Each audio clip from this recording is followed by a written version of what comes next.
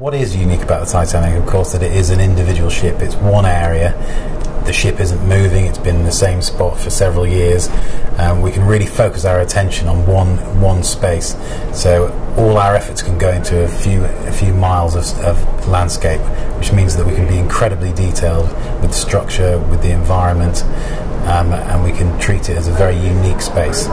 Viewers are used to seeing a limited view of the Titanic. It being underwater, you can only normally photograph it for a few yards or 50 yards.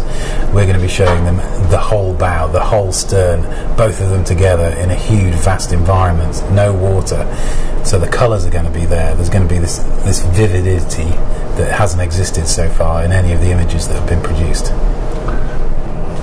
I was instantly blown away by the photo mosaics, just the detail and the depth that they have. The energy and effort it must have taken to piece all those parts together to create a vision of the ship that no one's ever seen before is remarkable. What's brilliant is we can then take that and we can put it into a three-dimensional world. We can fly around it, we can see both sides of it together, we can get a real sense of the scale of the ship and how it lies on the seabed today. We can see individual doors, we can see individual railings, everything there is there. Well, we got a package from the RMS Titanic.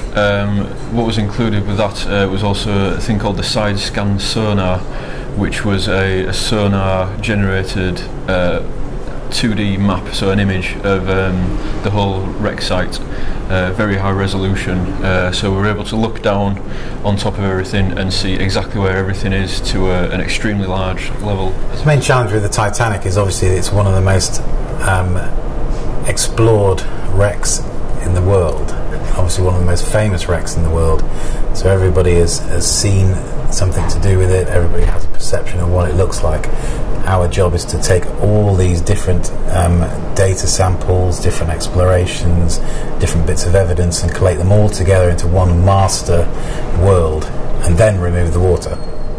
Obviously with these unique challenges and trying to incorporate the latest data and the latest evidence that is available, we're trying to keep right up with the scientists, and so every day we're getting something new and every day we're trying to adapt our model so that we're absolutely on the cutting edge of visualization and visualizing this Titanic. I'm confident that with all the elements involved we can tell a really spectacular and interesting story that shows a different side of the Titanic.